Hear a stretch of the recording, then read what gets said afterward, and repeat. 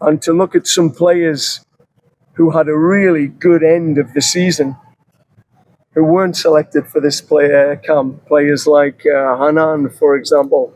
You know, the door is still open for players to be selected. Coach, maybe can you explain about this practice before test in 26?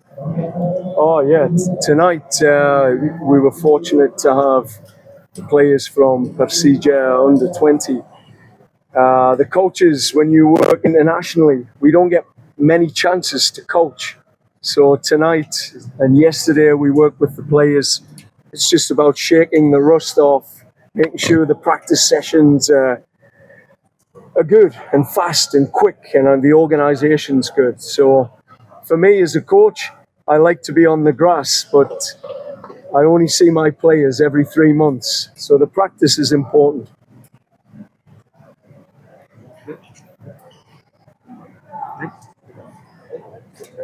Coach, any specific target from this any training? Do you search player from the Persija youth also, or No. The procedure players are just there to have an experience for me to understand as well. I get to see the local youth level, which is good to see. They're a top team in Indonesia, so I get to see that standard. But this is more selfish. This is for the coaches. You know, we have our 2 camps coming, May and June. May is our domestic players. We will need to rely on domestic players for the AFF. Our European players will not be available. FIFA will not allow, with the regulations, for them to participate. So I will assess the domestic players in this window. If some of those domestic players perform well, I may bring them to June. I have 1 or 2 spots available for the June window. And the June window is for our European diaspora players who are based in Europe. I will have a European-centric squad for the June window.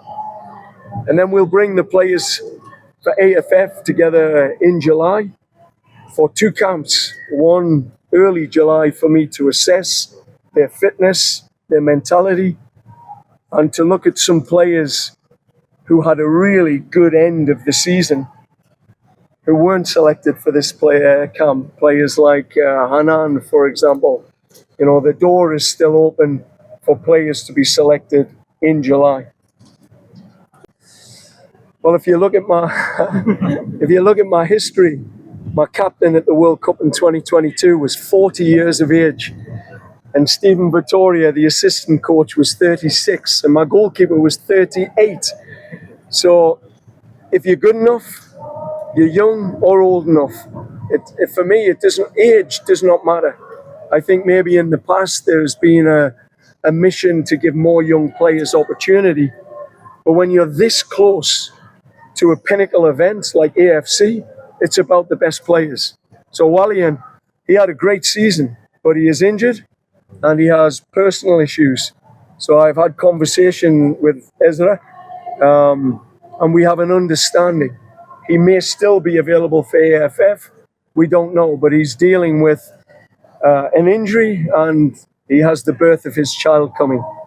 So, you know, we've discussed in detail his availability. A very good player. So for me, age, when you're 4 years out from a World Cup, you want to give young players opportunity, and you will see in this next squad some very young players. But also, you have to respect the best players, because you have to be the best player to represent your country, only the best. So for me, age isn't an issue. player from Europe, and for the Hyundai Cup, this is only for domestic players? Correct. Okay.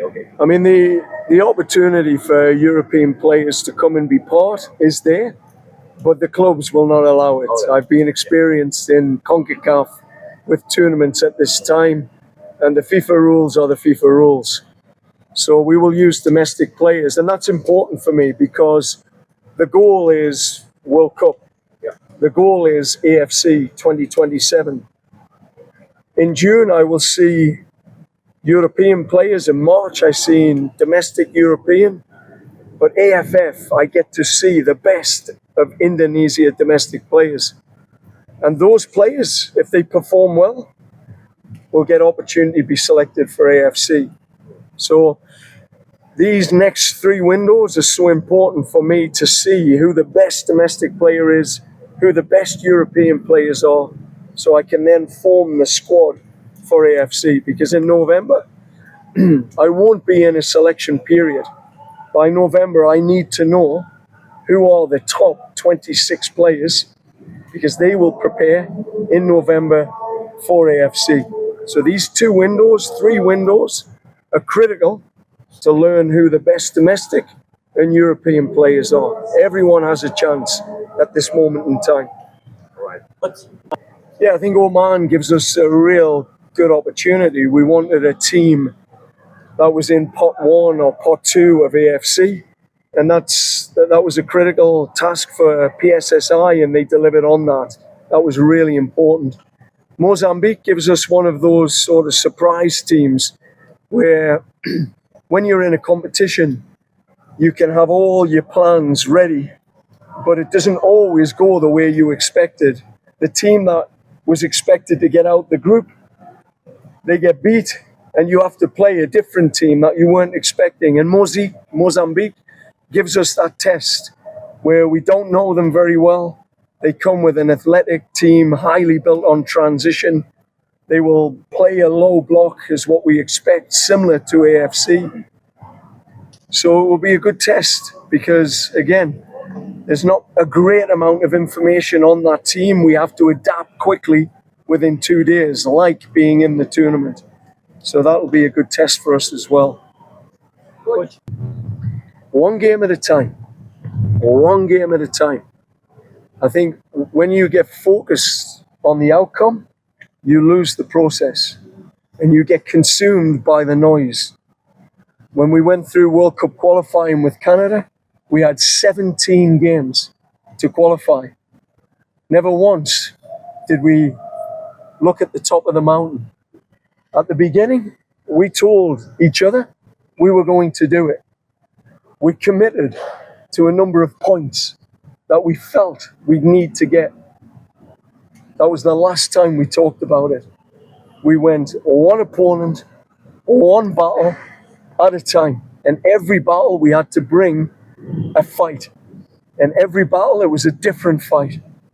But it's attention, one opponent, first round. Who's the first game against? We don't know yet. Timor-Leste or Cambodia. Cambodia. So that's it. First game, Cambodia. We fight. We win, next game. We fight, we win, next game. And that's it. I don't want to talk about we're here to win it. If we get the process right and the mentality right, it'll take care. The outcome will come. So we have a window in May. We have a 6-day window. We call it an assessment and development camp. The reason it's an assessment, those players are competing to be called to the next camp in July. So they have to perform, regardless of whether they've been capped by Indonesia before, whether they have a top player in the league, they have to perform in that window. And these players were assessed 3 weeks ago. So we called them up 3 weeks ago. These were the players that were in form at that time. But in the last 3 weeks, there have been other players. I think Hanan is a good example of a player who's shown some quality in the last 3 weeks. So for him, it's possible he gets called to July. So I will look at this group. I will pick the best to come back to July and add some new players for July.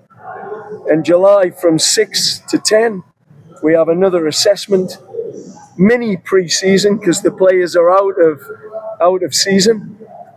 They have a break for 4 days, and then we finalize for 10 days a roster that will compete for AFF.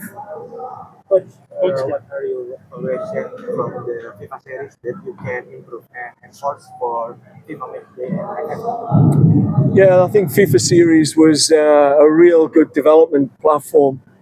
And everything is reverse engineering from a World Cup in 2030. That's my mission. Whenever I've taken on a role, I never just look here. I'm looking here and saying, what do we want this team to look like in 4 years' time? And how do we put a step in here? I think we made a good step. I think we set a new identity, which is to be more dynamic and adaptable and fluid on the field, moving from back four to back three, looking at players like Verdonk in areas we have gaps currently in the central midfield. But I have to say, I was proud of the players, the way they took on the information, their ability to control the game from their own defending to the middle third was top. But the work in the attacking third was poor. We have a big gap in our attacking third work. But if you think we only had 2 days to prepare, I had 2 training sessions with Jazders and Ragnar and Calvin.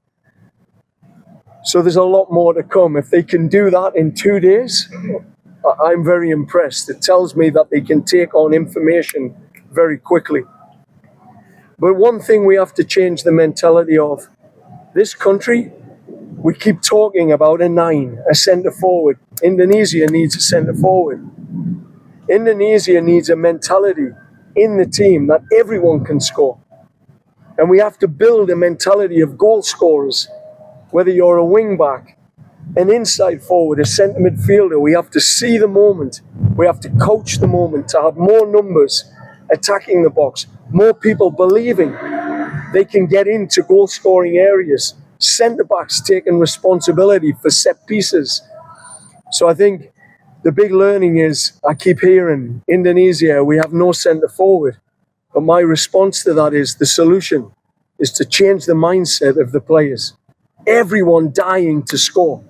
Everyone wanting to attack.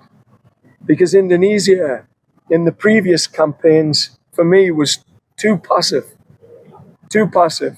Defend, transisi. Defend, transisi.